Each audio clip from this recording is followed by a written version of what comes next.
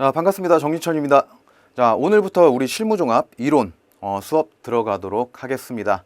자, 일단 교재 부분에 대해서 이제 한 가지만 말씀드리고 바로 수업 들어가도록 하겠습니다. 자, 아직 우리 그 실무종합 교재가 나오지 않았어요. 그래서 이제 실무종합에서 뭐 개정된 내용이라든지 뭐 이런 것들을 뭐 반영했는지 안 했는지 뭐 이런 것도 확인해서 여러분들이 받아보실 교재에 적용을 해야 되기 때문에 좀 이게 그 출간이 좀 늦어지고 있습니다. 그래서 한 뭐 2, 3주 뒤면은 여러분들이 좀 받아보실 수 있을 텐데요. 자, 그 전까지는요, 이 PPT를 좀 활용해서 수업을 좀 진행을 할 거고, 자, 여러분들도 뭔가 이렇게 뭐 보면서 이렇게 받아 적어야 될 뭐 그런 것들이 필요하잖아요. 그래서 이제 네우 고시뱅크하고 좀 얘기를 해서, 자, 여러분들이 책 나오기 전까지는 이 파일, 그러니까 교재 파일을 좀 받아 보실 수 있도록 이렇게 한번 얘기를 한번 해보도록 하겠습니다. 자, 지금부터 우리 그 경찰과 경찰학 자, 챕터 1 부분, 이제 경찰의 개념부터 이제 시작을 하는데요. 자, 이 부분부터 한번 살펴보도록 하겠습니다. 자, 일단 우리 경찰이라는 개념을 여러분들이 알고 계셔야 돼요. 자, 경찰은 뭐죠? 자,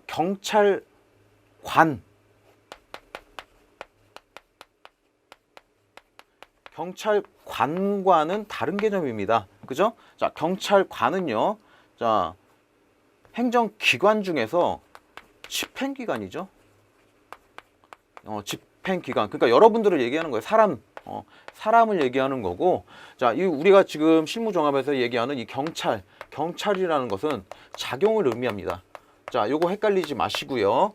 자, 그리고 자, 경찰이라는 것은, 경찰의 의미는 사회 공공의 안녕과 질서 유지를 위해서 뭐에 의해서?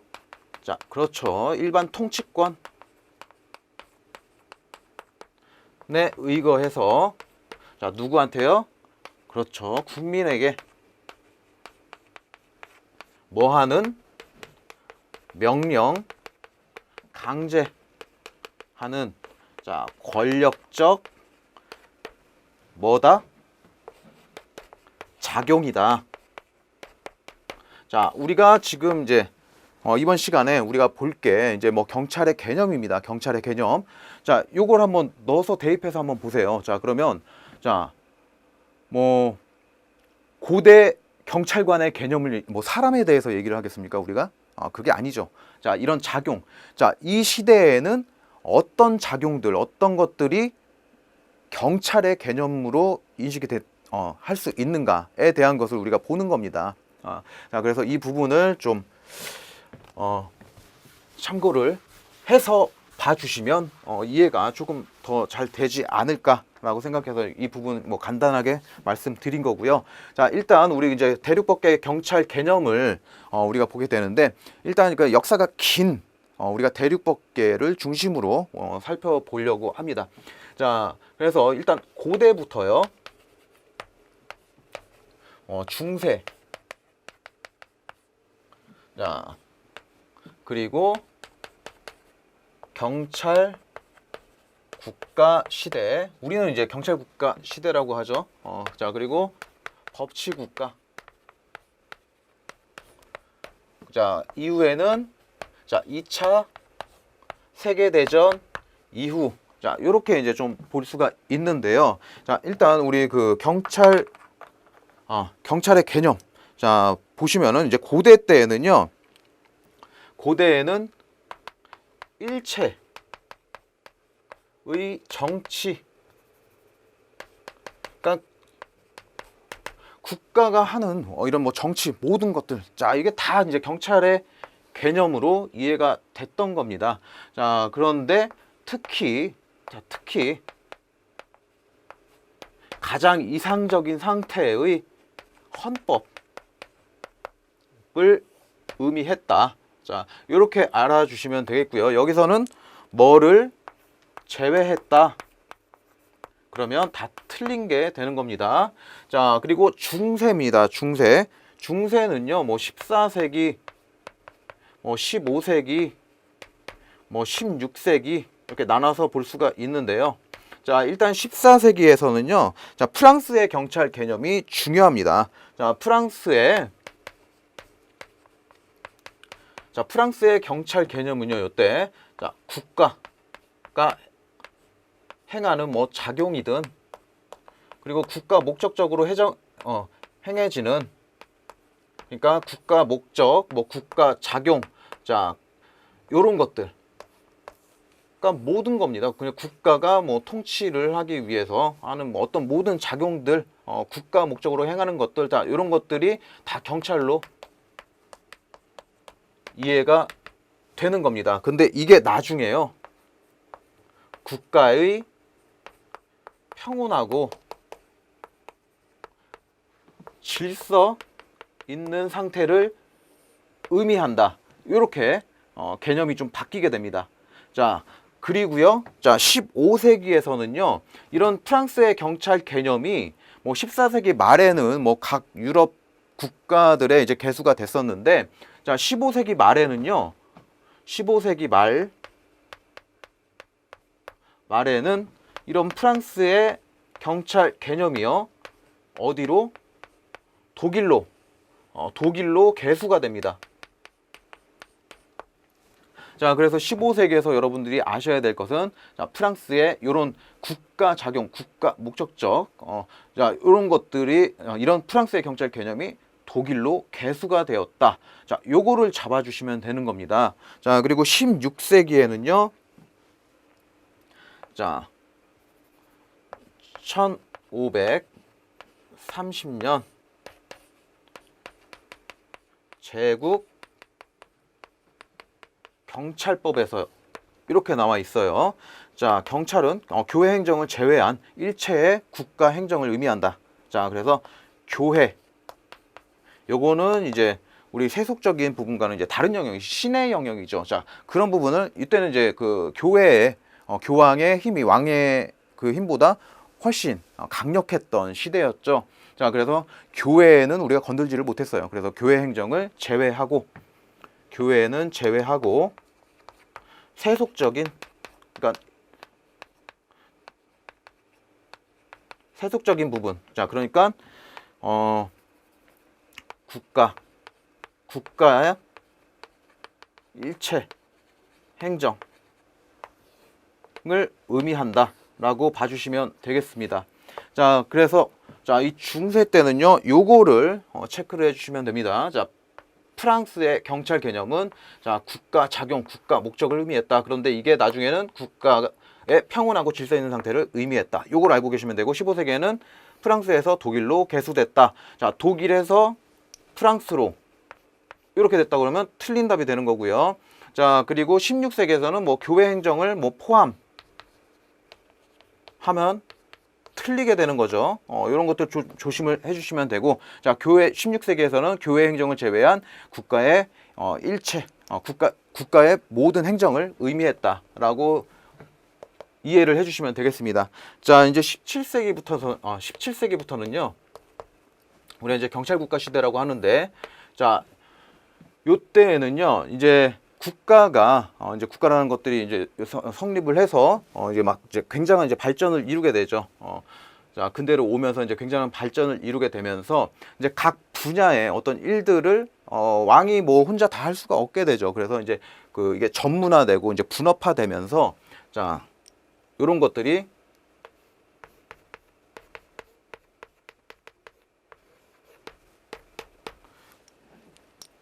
군사, 사법, 재정, 외교. 자, 얘네들이요, 국가가 해야 될 특별한 작용으로 인식이 되게 되는 겁니다. 자, 그래서 여기서는 이제 뭐 경찰 같은 경우에는 내무행정. 자, 내무행정을 이제 우리가 경찰로 보시면 되겠고요.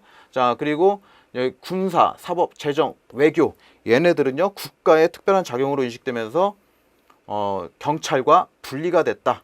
요렇게 봐주시면 되겠습니다. 자, 그리고 여기서 중요한 거는 일단 자, 뭐가 제외됐는지 뭐가 경찰과 분리됐는지 일단 요거 좀 암기를 좀 해주시고, 군사, 제외 얘네들 암기를 좀 해주시고요. 자, 그리고 내무행정. 자, 내무행정 안에는요, 우리가 보니까 이런 것들이 있어요. 자, 적극적인 복지 증진. 자, 이건 뭡니까? 자, 뭐 그러니까 뭐 니네들 올해에는 올해부터 니네들은 이제 곡주를 만들지 마. 뭐 이런 것들, 뭐 이제 복지 증진을 위해서 복지 증진을 위한 명령도 할 수 있었다는 거죠. 그러니까 강제력을 행사할 수 있었다는 겁니다. 자, 요 때는요. 자, 그래서 적극적인 복지 증진을 위해서도 강제력을 행사할 수 있었고, 그래서 이게 내무행정에, 그러니까 경찰의 영역에 포함이, 경찰의 할 일로 인식이 됐었습니다. 요 때는. 자, 그리고 소극적인 질서 유지. 이게 기본이죠. 일단 경찰은 소극적 질서 유지를 하는데, 자, 요때는 17세기 경찰 국가 시대에는 적극적인 복지 증진을 위해서도 강제력을 행사할 수 있었다라는 거. 자, 요거를 알고 계셔야 되겠습니다. 자, 그런데 자, 법치 국가 시대가 도래하면서요. 자, 계몽 철학을 뭐 사상적 필두로 해서 뭐 자연법 사상이라든지 뭐 자유주의, 자, 요런, 그리고 뭐 권력 분립주의도 있죠. 권력 분립주의.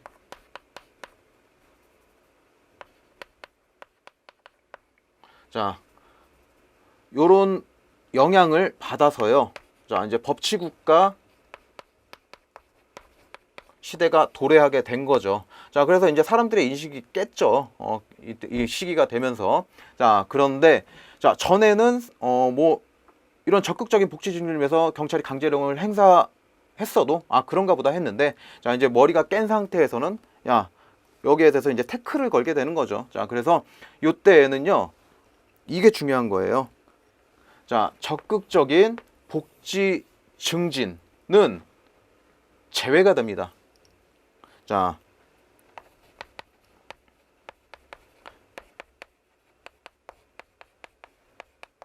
증진은, 자, 이 시대에, 그러니까 이런 복지 증진을 위해서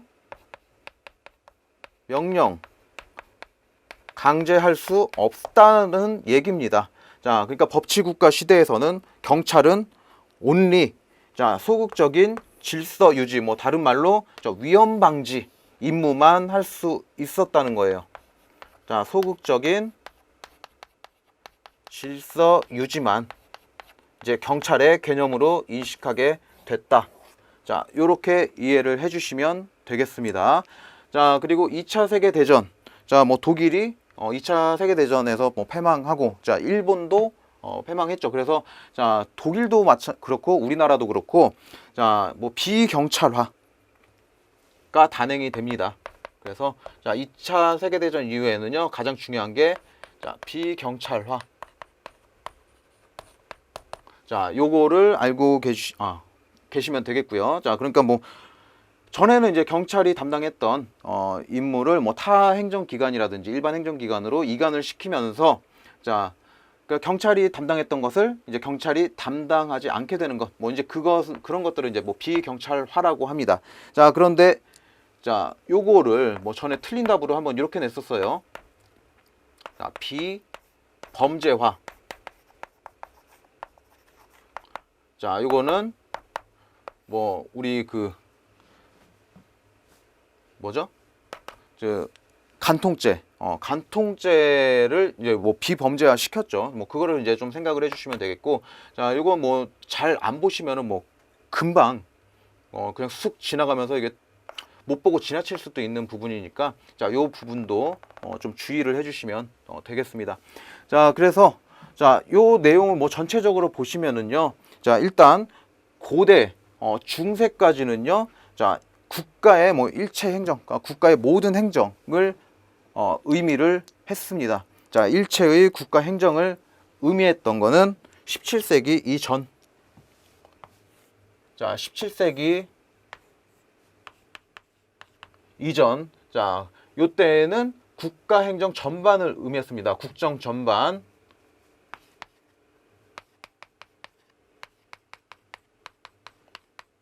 자, 그래서 이거를 경찰과 행정의 미분화, 이렇게 표현을 하고요. 자, 그리고 17세기 이후에는요. 자, 뭐가 바뀌었다고 그랬죠? 뭐가 빠졌다고 그랬죠? 이 국가 목적적 작용인, 그러니까 국가가 해야 될 특별한 작용으로 인식된 이 국가 목적적 행정, 자, 군사 행정, 사법 행정, 재정 행정, 외교 행정, 자, 얘네들이 빠지게 된다고 그랬어요. 원래는 내무 행정을 포함해서, 자, 경찰이 이런 일들을 다 했었죠. 이런 행정들을 다 했었는데, 자, 얘네들 군사 제외, 얘네들은 빠지게 됩니다. 그래서 경찰은 이 내무 행정만을 의미하게 된 거죠. 17세기에는. 자, 그래서 이게 뭐가 된 겁니까? 분화가 된 거죠. 경찰과 행정의 분화. 자, 그러면 17세기 이전에는 국정 전반이다. 자, 그럼 17세기 이후에는 뭐만 남았다? 내무 행정이죠.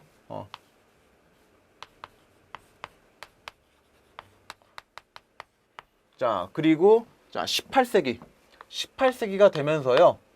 18세기가 되면서, 자, 이 내무 행정 중에서도, 자, 요 소극적인 질서 유지만 남는다고 그랬어요. 자, 17세기에는 내무 행정 중에서 적극적인 복지 증진을 위해서도 명령 강제할 수 있다고 그랬죠. 자, 소극적 질서 유지는 당연히 하는 거고요. 그래서 이 둘 다를 포함하는 개념이었는데, 18세기에서는 이 적극적인 복지 증진은 빠지고 소극적인 질서 유지를 위해서만 명령 강제를 할 수 있다고 했습니다. 자, 그러면 이거를 우리가 이렇게 얘기를 해요. 뭐 질서 유지, 뭐 이렇게도 얘기하고, 아니면 뭐 위험 방지, 이렇게도 얘기를 합니다. 자, 이런 개념이 이제 또 2차 세계대전 이후에는요. 자, 비경찰화, 그러니까 자, 전에는 이제 경찰의 영역에 속했던 것들 중에서 뭐 이런 부분들을 타 행정기관으로 이관시키는 현상, 요거를 우리가 비경찰화라고 하는데, 자, 그러면 이 이관된 부분은 우리가 나중에 보게 될 거지만 협의 행정 경찰 영역이라고 하고요. 이 남아있는 부분, 그러니까 우리가 뭐 질서 유지를 목적으로 하는 이 보안경찰 영역만 남게 되는 거죠. 자, 그래서 2차 세계대전 이후에는요, 경찰의 개념을 우리가 보안경찰, 이렇게 얘기를 합니다. 자, 이거 파란색으로 쓴 거는 왜 이렇게 썼냐면은, 이게 말하는 이제 대륙국계 경찰 개념의 이제 축소 과정을 이렇게 적어 놓은 겁니다. 자, 처음에는 이렇게 국정 전반 모든 것들을 했어요. 경찰이 뭐 일체의 행정을 의미했었잖아요. 17세기 이전에는. 그래서 모든 것을 경찰이 했다. 그래서 이렇게 경찰의 영역이 굉장히 넓었었고, 자, 하지만 이제 17세기가 되면서 이런 군사 제외가 빠지게 됩니다. 그러면서 조금 소폭 줄어들게 되죠. 경찰의 영역이. 자, 그런데 18세기가 되면서 이런 적극적인 복지 증진이 또 빠지게 됩니다. 그래서 이런 질서 유지, 위험 방지 분야만 남게 되죠. 그래서 또 소폭 줄어들게 됩니다. 자, 그런데 또 2차 세계대전 이후에는 이런 또 경찰의 영역에서 이제 또 비경찰화 현상으로 인해서 또 보안경찰만 남게 됩니다. 그래서 여기서 또 소폭 줄어들게 되는 거죠. 자, 그래서 대륙법계 경찰 개념은요, 이렇게 축소 과정을 겪어왔다라고 우리가 표현을 하고 있는 겁니다. 자, 그래서 자, 요것도 물어봅니다.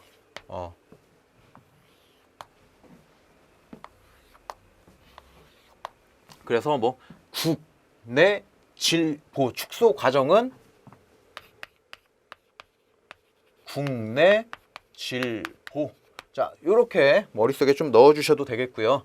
자, 그래서 국정 전반, 내무행정 전반, 그 질서 유지, 위험 방지, 그리고 보안 경찰. 자, 요런 축소 과정을 겪어 왔다라는 것을 알고 계시면 되겠습니다. 자, 여기서 마지막으로 한번 이 PPT를 보면서 정리를 한번 해보도록 하겠습니다. 자, 일단 고대. 자, 고대는요. 고대의 경찰 개념은, 자, 경찰이라는 용어는 폴리티아에서 유래했다. 자, 일단 요거는 그냥 기본적인 거니까 알고 계시면 되겠고, 자, 도시국가에 관한 일체의 정치, 특히 가장 이상적인 상태의 헌법을 지칭했다라는 것, 여기서 체크를 좀 해주시고요. 자, 그리고 중세 경찰 개념에서는 14세기, 14세기에서 프랑스 경찰 개념을 보는 건데요. 자, 초기에는 국가 목적, 국가 작용을 의미했는데, 이게 후에는 국가의 평온하고 질서 있는 상태를 의미했다. 자, 그리고 15세기에서는 프랑스의 경찰 개념이 어디로요? 독일로 개수됐다. 자, 푸독이죠, 푸독. 자, 그리고 16세기, 자, 16세기에서는, 자, 1530년 동일 제국경찰부에서는 교회 행정을 제외하고, 자, 남은 그 일체의 국가 행정을 의미했다라는 것, 요거 좀 체크를 좀 해주시고요. 자, 그리고 17세기입니다. 자, 17세기에서는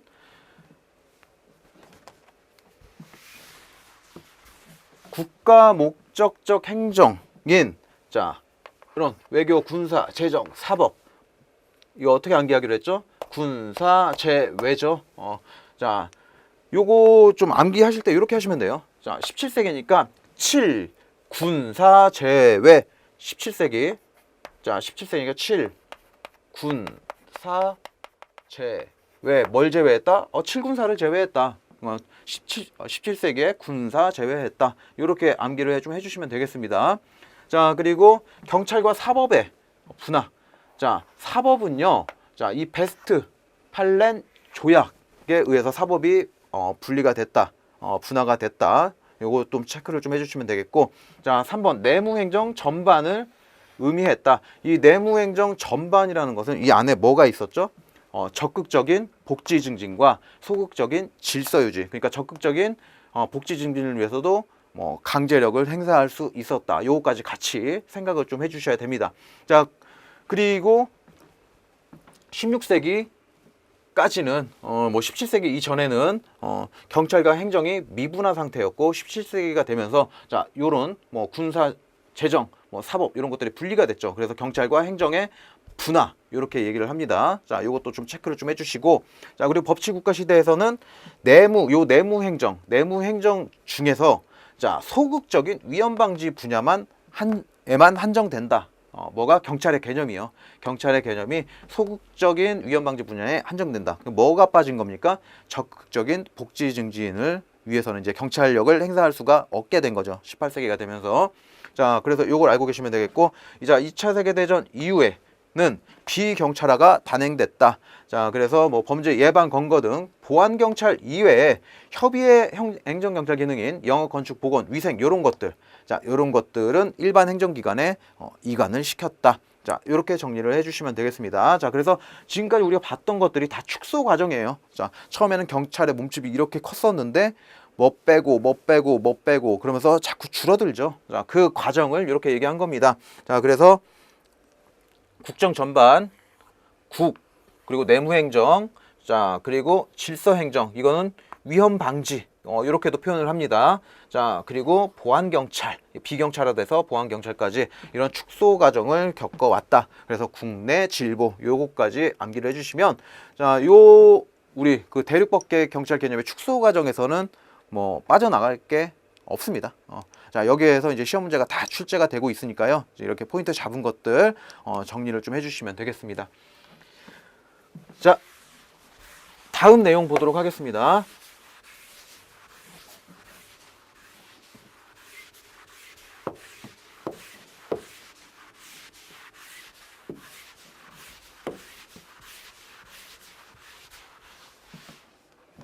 자, 경찰의 임무를 소극 목적에 한정한 법과 판례입니다. 자, 여기서는 이제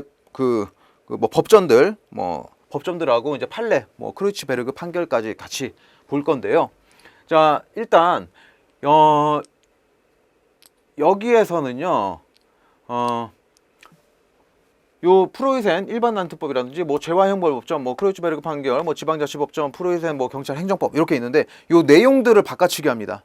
내용들을 바꿔치기 하니까 이 일반 난특법에는 어떤 내용이 있는지, 재화형벌법전에는 어떤 내용이 있는지, 그리고 재화형벌법전 같은 경우에는 또 같은 말로 뭐지 경제처벌법전이라고도 합니다. 자, 그래서 같은 말이라는 거 이것도 좀 알고 계셔야 되고, 자, 그리고 크로이츠베르그 판결은 경찰 활동의 뭐 목적 축소냐 아니면은 뭐 확대냐 뭐 요런 것들도 이제 문제로 이게 출제가 되고 있으니까, 자, 그것도 좀 잘 알고 계셔야 될 것 같습니다. 자, 그리고 지방자치법전, 자, 요것도 여기에서는 이제 위생이 들어간다는 거 특이하죠.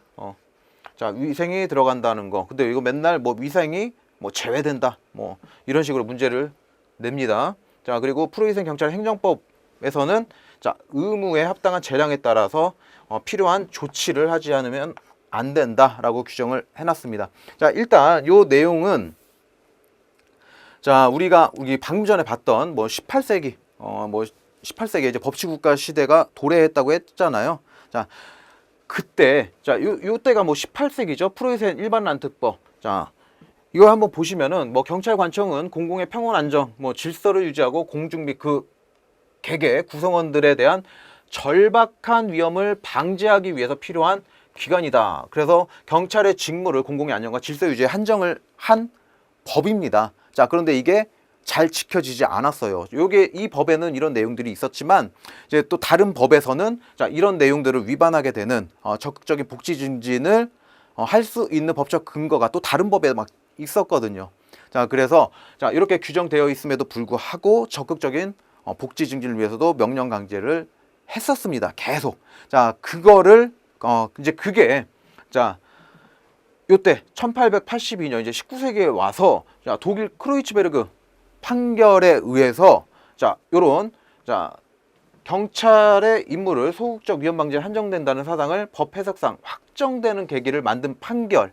자, 경찰 작용의 목적 축소와 관련되어 있다. 자, 크루츠베르그 판결도 이제 좀 이따 간단하게 이제 설명을 드릴 건데, 자, 이 판결에 의해서 이게 확정되고 실행되고, 그러고 나서 이거를 프로이센 경찰 행정법에 적용을 한 겁니다. 그래서 이제 실질적으로는 자, 요때부터 우리가 알고 있는 자, 그 질서 유지에 한정된 그런 경찰 활동을 하게 된 거는 요때부터다라고 생각을 하시면 될 것 같습니다. 자, 일단 여기에서 이제 우리가 시험에 나오는 거는 요겁니다. 자, 일반 난특법. 자, 일반 난특법에는 자, 절박한 위험을 방지하기 위해서 필요한 기관이다. 뭐가요? 경찰관청은요. 자, 요거를 알고 계셔야 돼요. 자, 프로이센 일반 난특법에는 자, 절박한 위험을 방지하기 위해서 필요한 기관이다. 자, 요 내용이 들어가야 되는데 뭐 다른 내용들을 썩습니다. 여기다 넣어요. 자, 프로이센 일반 난특법에는 뭐 공공의 질서, 자유, 재산 및 개인의 안전을 보호한다고 보호하는 것을 임무로 한다. 뭐 이렇게 하면은 이제 틀린 지문이 되겠죠. 자, 그래서 이렇게 포인트를 잡아 드릴 겁니다. 자, 절박한 위험을 방지하는 것. 자, 요게 들어갈 수밖에 없어요. 그래서 이렇게 포인트를 잡은 거고. 자, 그래서 여기서는 1절 요렇게 포인트를 잡아 줍니다. 절박한 위험을 방지하는 것. 자, 그리고 죄와 형벌 법전입니다. 벌법 들어가죠. 그리고 이게 경제처벌법전도 같은 말이라고 했어요. 이게 똑같은 말인데, 자, 죄와 형벌법전은 이렇게 물어볼 수도 있고 경제처벌법전은 이렇게 물어볼 수도 있어요. 자, 그래서 이 벌법을 체크를 합니다. 자, 같죠? 그래서 어떻게 물어보던 이 벌법을 찾으면 되는 겁니다, 여러분들이. 자, 죄와 형벌법전, 그리고 경제처벌법전, 벌법. 자, 이렇게 포인트를 잡아주시고, 자, 여기서는 질, 자, 재, 그리고 안전 이렇게 있습니다. 자, 그래서 벌법을 좀 빨리 읽으면 범법 뭐 이렇게 들려요. 자, 벌법질 자제 이렇게 암기를 할 겁니다. 죄와 형벌법전은 범법질 자제. 자, 1절 범법질 자제. 자, 그리고 크로이츠베르그 판결은 좀 이따 볼 거고요. 자, 칩니다. 자, 여기서는 지방자치법전은 이렇게 할 거예요. 치에다가 포인트를 잡고요. 질, 안, 위 이렇게 체크를 할 겁니다. 자, 그래서 치질 아니에요. 치질 아니에요. 자, 그래서 질서, 안전, 위생. 위생은 들어가 있죠. 근데 뭐 위생을 제외한 이렇게 나오면 틀린다고 했습니다. 자, 그래서 치는 치질 아니에요. 이렇게 좀 이렇게 연결을 좀 해주시고, 자, 프로위생 경찰 행정법 같은 경우에는 행정에다가 포인트를 잡을 겁니다. 자, 그래서 행정 의무에 따라 조치를 취해야 된다. 이렇게 체크를 할 겁니다. 자, 그래서 요거를요, 이렇게 좀 생각을 할 겁니다. 뭐 경찰 개념이 우리가 지금 생각하는 경찰 개념하고 자, 옛날의 경찰 개념이 좀 많이 달라요. 그죠?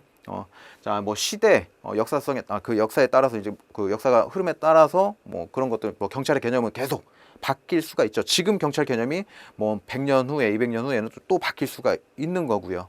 자, 그런데 요때 자, 요때는요. 우리 지금 현 시대에는 노래방에서 이제 노래 부르면 2절까지 부르면 시간 간다고 예의 없다고 합니다. 그죠? 1절만 하고 딱 끊어주는 게 예의입니다. 그런데 요때에는요.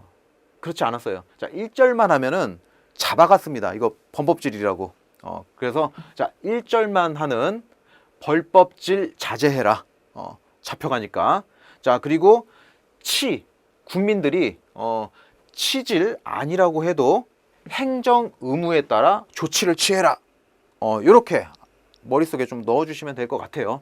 그래서 자, 요거는 이제 뭐 단순한 문제인데 내용이 어떤 게 있는지 잘 자세히 보지 않으면은 여러분들이 이게 좀 틀릴 수 있는 부분이기 때문에 이렇게 이제 포인트를 따드린 거고요. 자, 이렇게 뭐 포인트를 이렇게 따서 이렇게 좀 보시면은 뭐 틀릴 일이 없을 겁니다. 자, 일단 우리 이제 크로이츠베르그 판결. 자, 크로이츠베르그 판결을 한번 보도록 하겠습니다. 자, 크로이츠베르그 언덕이 있었어요. 여기에는 뭐가 있었죠?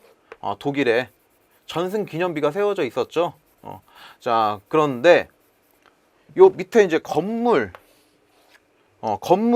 이게 고층 건물을 짓게 되면은 일단 밑에 있는 사람들이 안 보이겠죠.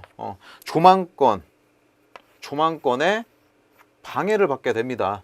자, 그래서요, 독일 베를린 경찰청장이요, 자, 명령을 합니다. 명령.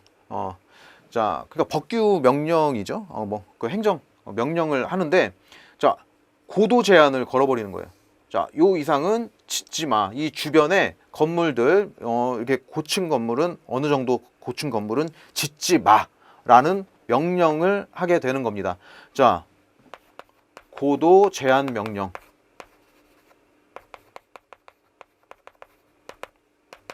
자, 이게 경찰이 할 수 있는 명령입니까? 이게 그 질서 유지를 위한 명령입니까? 아니죠. 이거는 뭡니까? 복지 증진을 위한 명령이죠. 자, 요런 것들은 경찰이 할 수가 없어요. 자, 그런데 이제 그 베를린 경찰청장이 자, 이런 명령을 하니까 이제 이게 법원으로 소송이 간 거죠. 자, 그래서 자, 독일 이제 법원은 이렇게 얘기를 합니다. 자, 경찰청장, 네가 내린 이 고도 제한 명령은 복지 증진을 위한 명령이다. 자, 그렇기 때문에 요거는 무효다.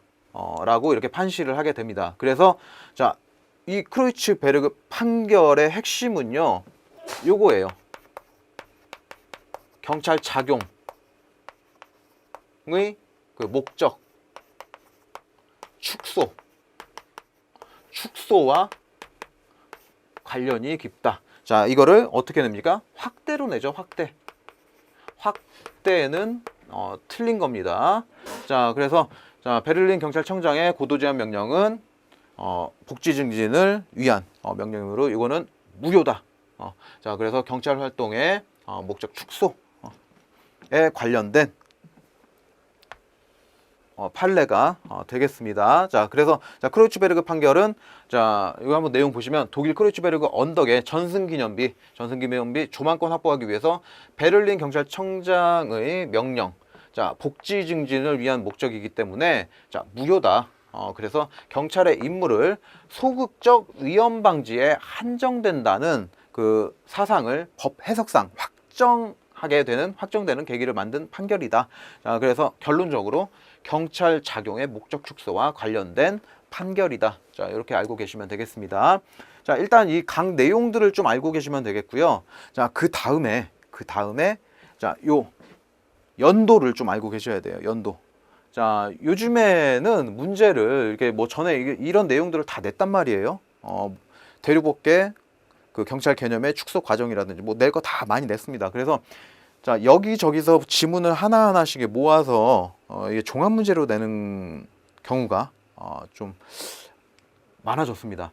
자, 그래서 이런 것들은 또 뭐 연역 문제로 좀 내기 좋아요. 이 시대별로 딱 나열해라. 뭐 이렇게 문제를 한 번 나왔었죠. 자, 그래서 자, 이 연도도 좀 같이 암기를 좀 해 주시면 그 시험 문제 푸는데 문제가 없을 것 같습니다. 자, 그런데 제가 일단 요거를 순서대로 제가 해놨어요. 그죠? 1절만 하는 범법지를 자제해라. 그리고 취질 아니라고 해도 행정 의무에 따라 조치를 취해라. 이렇게 하면 그냥 순서대로 됩니다. 그래서 제가 일부러 이렇게 순서대로 해놓은 겁니다. 자, 그런데 이제 크로이츠베르그 판결만 여기 가운데다가 1882년 그러니까 뭐 벌법질 자제하고 취질 아니에요. 뭐 지방자치법전 이 사이에다가 이거 하나만 여러분들이 넣어주시면 될 것 같습니다. 자, 여기까지 보시고요. 다음 내용 한번 보도록 하겠습니다.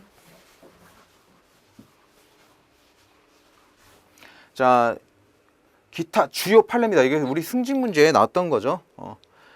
자, 미란다 판결 그리고 뭐 에스코베도 판결. 자, 이 판결들은 자, 뭐 자백의 의무성, 뭐 그러니까 뭐 변호인 선임권, 뭐 적경교통권, 뭐 진술교권 이런 거 고지하지 않은 겁니다. 자, 이런 상태에서 이루어진 자백 증거 능력을 부정했다. 자, 그런 판결이고요. 자, 그래서 위법이 있는 자백을 어떻게 합니까? 배제한다. 자, 그리고 자, 변호인과 적공교통을 침해해서 획득한 자백의 증거 능력. 자, 이것도 없다. 이런 내용이고요. 자, 블랑코 판결은요. 자, 블랑코라는 이제 소년이 자, 담배 공장 운반차에 쳤죠. 부상을 당한 겁니다. 자, 그래서 민사법원에다가 소를 제기했는데 자, 손해가 이거 누구라고요? 누구에 의해서? 국영 담배 공장 운반차 공무원이죠. 자, 그래서 자, 공무원에 의해서 발생한 것이다. 자, 그렇기 때문에 민사법원에서 할 게 아니라 행정재판소에서 이거는 담당을 해야지. 그래서 행정재판소로 관할이 옮겨진 사건입니다. 자, 그래서 이 결론은 뭐냐? 자, 공무원에 의한 손해는 자, 국가의 배상 책임이 있다. 자, 그리고 그 관할은 행정재판소다. 자, 이 정도만 좀 체크를 해주시면 되겠습니다. 뭐 그렇게 크게 뭐 중요하고 어려운 내용도 아니고요. 자, 요거는 여러분들이 한번 봐주시면 되겠고요. 자, 다음 내용 보도록 하겠습니다. 자, 대륙법계와 영미법계 국가의 경찰 개념인데요. 자, 요거는 잠깐 쉬었다가 다음 시간에 한번 보도록 하겠습니다.